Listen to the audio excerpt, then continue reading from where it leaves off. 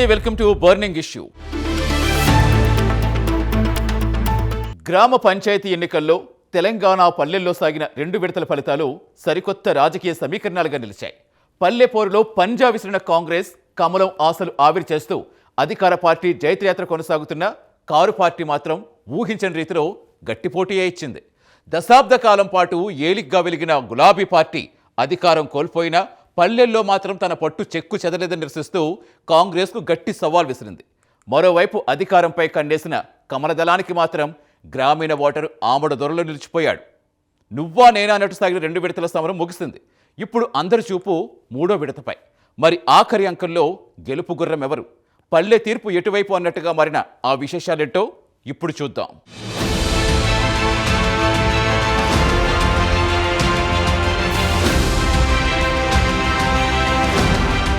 తెలంగాణలో జరుగుతున్న స్థానిక సంస్థల ఎన్నికల ప్రక్రియ తుది దశకు చేరుకుంటోంది. ఇప్పటికే ముగిసిన 2 విడతల పోలింగ్ ఫలితాలు రాష్ట్ర రాజకీయ ముఖచిత్రంపై ఒక స్పష్టమైన అవగాహనను కల్పిస్తున్నాయి. గ్రామ పంచాయతీ ఎన్నికలు పార్టీ రహితంగా జరుగుతున్నప్పటికీ క్షేత్రస్థాయిలో అభ్యర్థులకు ఉన్న పార్టీల మద్దతు ఆధారంగా వెలువడిన ఫలితాలు ప్రస్తుత రాజకీయ పరిస్థితులకు అద్దం పడుతున్నాయి. లెక్కల ప్రకారం గెలిచింది అధికార కాంగ్రెస్ అయినప్పటికీ లోతైన ప్రజా తీర్పుతో ప్రతిపక్ష బీఆర్ఎస్ గట్టి పోటీ ఇచ్చిందని చెప్పాలి. తొలి విడత మలి విడత ఎన్నికల్లో తగ్గేదే లేదన్నట్లుగా బీఆర్ఎస్కు పల్లె జనం అండగా నిలిచారు.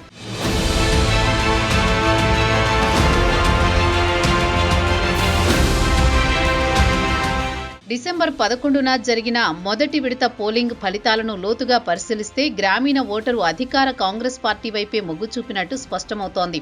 ఈ విడతలో మొత్తం 3,836 పంచాయతీలకు ఎన్నికలు జరగ్గా అందులో 395 ఏకగ్రీవమయ్యాయి.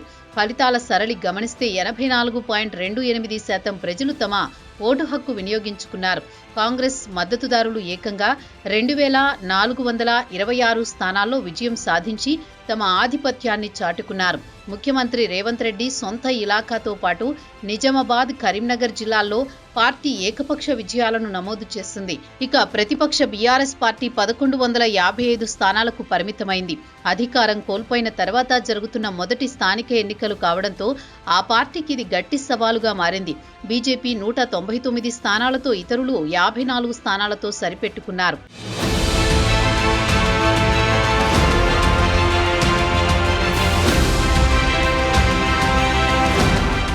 ఆ తరువాత డిసెంబర్ 14న జరిగిన 2వ విడతలోనూ అదే రాజకీయ పవనాలు వీచాయి. ఈ విడతలో ఓటింగ్ శాతం 85.86కు పెరగడంతో ప్రజల్లో పెరిగిన రాజకీయ చైతన్యానికి నిదర్శనం. మొత్తం 4,333 పంచాయతీల్లో 415 ఏకగ్రీవం కాగా మిగిలిన స్థానాల్లో హోరాహోరీ పోరు జరిగింది.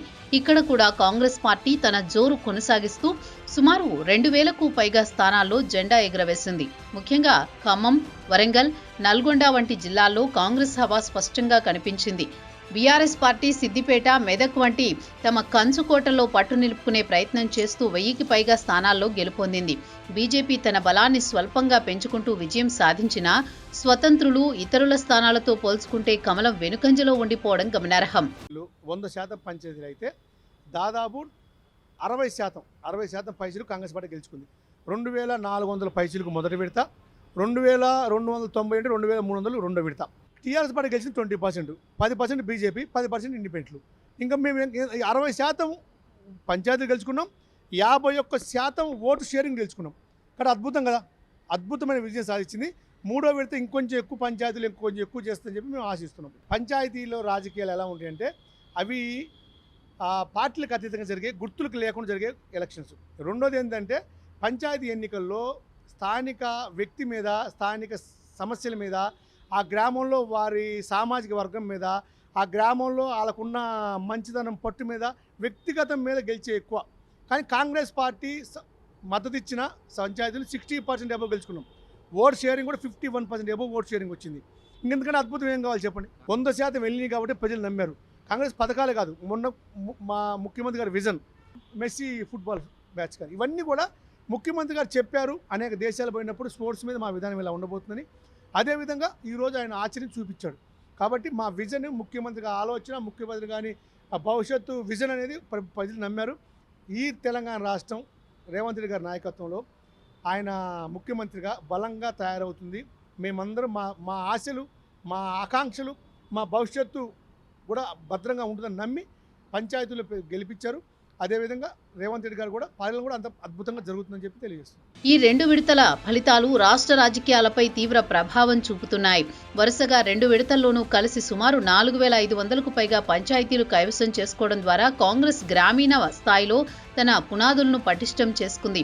6 గ్యారంటీలు, సంక్షేమ పథకాల అమలు ప్రజల్లో సానుకూలతను పెంచిందని ఈ ఫలితాలు సూచిస్తున్నాయి. మరోవైపు రెబల్స్ రూపంలో స్వతంత్రులు ప్రధాన పార్టీలకు షాక్ ఇచ్చారు. టికెట్టు దక్కని అసమ్మతి నేతలు, స్థానిక పలుకుబడి ఉన్న వ్యక్తులు ఇండిపెండెంట్లుగా బరిలోకి దిగి పార్టీ జెండా కంటే వ్యక్తిగత ఇమేజ్ ముఖ్యమని నిరూపించారు. ఇక 10 ఏళ్ల పాటు అధికారంలో ఉన్న బీఆర్ఎస్ పార్టీకి ఫలితాలు ఆత్మ పరిశీలన చేసుకునేలా చేశాయి. దాదాపు 2,000 పంచాయతీల్లో గెలిచి ప్రధాన ప్రతిపక్షంగా నిలిచినప్పటికీ గతంతో పోలిస్తే గ్రామీణ పట్టు సడలుతున్నట్టు కనిపిస్తోంది. బీజేపీ విషయానికొస్తే పట్టణ ప్రాంతాల్లో ఉన్నంత బలం గ్రామీణ ప్రాంతాల్లో లేదని ఈ ఫలితాలు తేల్చి చెప్పాయి. 3వ విడత ఎన్నికలను వెళ్లే ముందు అధికార పార్టీకి ఫలితాలు కొండంత అండగా నిలవగా, ప్రతిపక్షాలకు మాత్రం భవిష్యత్తు కార్యాచరణ పునరాలోచనలో పడేలా చేశాయి.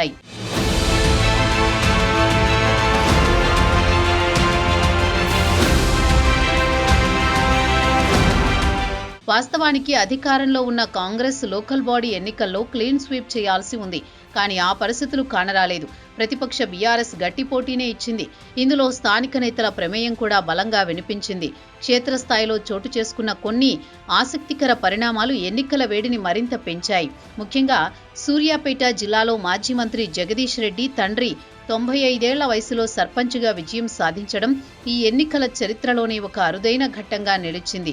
హోరాహోరీ పోరుకు నెలవైన మెదక్ జిల్లాలోని కొన్ని గ్రామాల్లో అభ్యర్థులకు సమాన ఓట్లు రావడంతో అధికారులు లక్కీ డ్రా ద్వారా విజేతలను నిర్ణయించాల్సి రావడం ఉత్కంఠను రేపింది. సిద్దిపేట, మెదక్ వంటి కంచుకోటల్లో బీఆర్ఎస్ తన పట్టును నిలుపుకోగలిగింది. మరోవైపు కొన్ని వార్డుల్లో 100% పోలింగ్ నమోదు కావడం గ్రామీణ ప్రజల్లో పెరిగిన రాజకీయ చైతన్యానికి అద్దం పడుతోంది. గ్రామ పంచాయతీ ఎన్నికల్లో తన ఎక్స్పెక్టేషన్స్కు భిన్నంగా బాగా ఘోర పరాజయాన్ని చూస్తూ ఉంది. బీఆర్ఎస్ పార్టీ పని అయిపోయిందని చెప్పిన కాంగ్రెస్ నాయకులు ముక్కు మీద వేలేసుకోవాల్సిన పరిస్థితి వచ్చింది. బీఆర్ఎస్ మొదటి దఫా కన్నా రెండో దఫాలో మరింత ఎక్కువ ఓట్లు, సీట్లతోటి ముందంజలో ఉంది. తెలంగాణ రాష్ట్రానికి బీఆర్ఎస్ఏ ప్రత్యామ్నాయం అని చెప్పేసేటట్టుగా ప్రజలు ఈ ఎన్నికల్లో ఫలితాలు ఇప్పటికీ చూపించారు. దీనికి కారణం ఏంటంటే కాంగ్రెస్ పార్టీ అనేక అబద్ధాలు చెప్పి అసెంబ్లీ ఎన్నికల్లో గెలిచింది. వాళ్ళు ఇచ్చిన వాగ్దానాలు, వాళ్ళు చెప్పిన హామీలు ఏవి కూడా అమలు జరగలేదు. మనం నిజంగా నమ్మి మోసపోయినాం అని చెప్పేసి ప్రజలు తొందరగానే గ్రహించారని చెప్పేసి నేను భావిస్తూ ఉన్నా.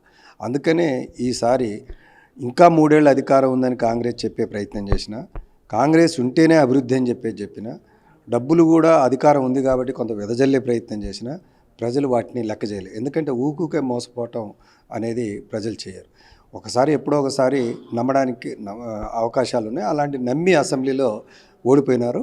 ఇప్పుడు ఆ నమ్మకాన్ని ప్రజలు అరే నమ్మి మోసపోయినాం, ఓడిపోయి మనం అప్పుడు బీఆర్ఎస్ని ఓడగొట్టుకున్నాం అని చెప్పేసేది ఇప్పుడు గ్రహించి బీఆర్ఎస్ కోట్లేస్తున్నారు. గత 2 విడతల్లో నమోదైన ఫలితాలు సరళి ఈ నెల 17న జరగనున్న 3వ విడత పోలింగ్పై బలమైన ప్రభావం చూపే అవకాశాలున్నాయని విశ్లేషకులు భావిస్తున్నారు. గ్రామీణ ప్రాంతాల్లో అభివృద్ధి పరుగులు పెట్టాలంటే అధికార ప్రభుత్వం వైపు మొగ్గు చూపడమే శ్రేయస్కరమనే భావన ఓటర్లలో బలపడడం దీనికి ప్రధాన కారణం. మరోవైపు క్షేత్రస్థాయిలో ప్రతిపక్ష బీఆర్ఎస్ గట్టి పోటీ ఇచ్చినప్పటికీ అధికారాన్ని చేజిక్కించుకునే స్థాయిలో ప్రభావం చూపలేకపోయిందనే వాదనలు వినిపిస్తున్నాయి. ఈసారి ఎన్నికల్లో ఓటర్లు ఎవరి ఒత్తిళ్లకు తలొగ్గకుండా స్వతంత్రంగా తమ హక్కును వినియోగించుకోవడం గమనార్హం. చెదురుమదురు ఘటనలు మినహాయిస్తే పోలింగ్ ప్రక్రియ దాదాపు ప్రశాంతంగానే ముగిసింది. అయితే ఓటమిని జీర్ణించుకోలేక కొందరు గుండెపోటుతో మరణించడంతో ఒకే కుటుంబానికి చెందిన సభ్యుల మధ్యే నువ్వా నేనా అన్నట్లుగా పోటీ నెలకొనడం వంటి భావోద్వేగ సంఘటనలు గ్రామీణ ఎన్నికల వాతావరణంలో మరింత ఉత్కంఠను రేకెత్తించాయి.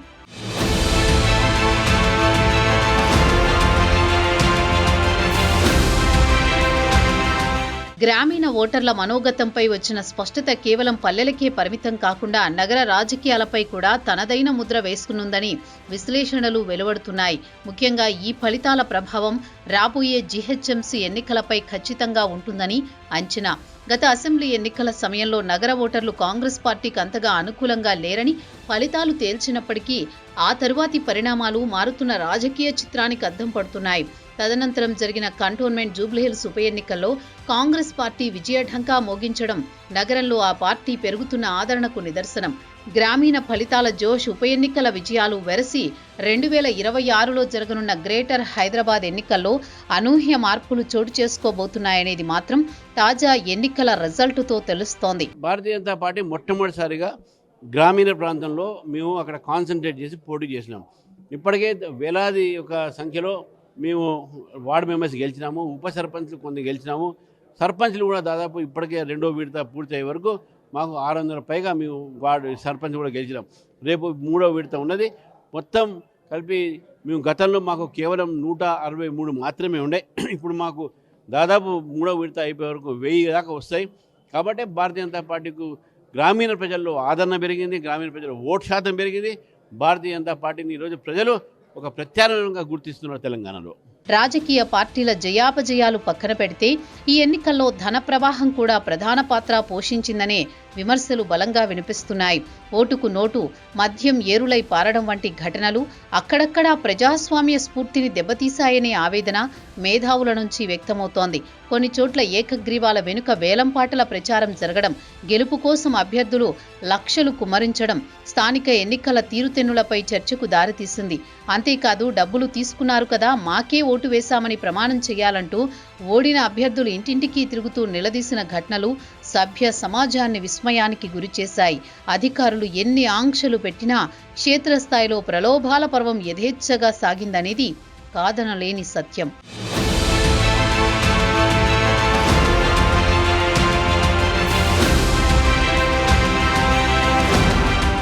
మొత్తంగా ఈ ఎన్నికల చిత్రాన్ని విశ్లేషిస్తే అధికార కాంగ్రెస్ శిబిరంలో ఉత్సాహం ఉరకలేస్తోంది. మరోవైపు ప్రతిపక్ష బీఆర్ఎస్ కొద్దో గొప్పో తన ఉనికిని కాపాడుకుంటూ పోరాడుతోంది. అయితే వచ్చే అసెంబ్లీ ఎన్నికల్లో అధికారమే లక్ష్యంగా కదులుతున్న బీజేపీకి మాత్రం గెలుపు అవకాశాలు ఇంకా ఆమడ దూరంలోనే ఉన్నాయని తాజా క్షేత్రస్థాయి ఫలితాలు అద్దం పడుతున్నాయి. రాజకీయాల్లో ఏ క్షణమైనా ఏదైనా జరగొచ్చు, సమీకరణాలు ఎప్పుడైనా తారుమారు కావచ్చు. కానీ అంతిమంగా ప్రజాస్వామ్య పరమార్థం ఒక్కటే, అధికారంలో ఉన్నవారు ప్రగతి బాటలో పయనించాలి, విపక్షాలు నిత్యం ప్రజల గొంతుకై నినదించాలి. అప్పుడే రాష్ట్రం అభివృద్ధి పథంలో ముందుకు సాగుతుందని విశ్లేషకుల అభిప్రాయం.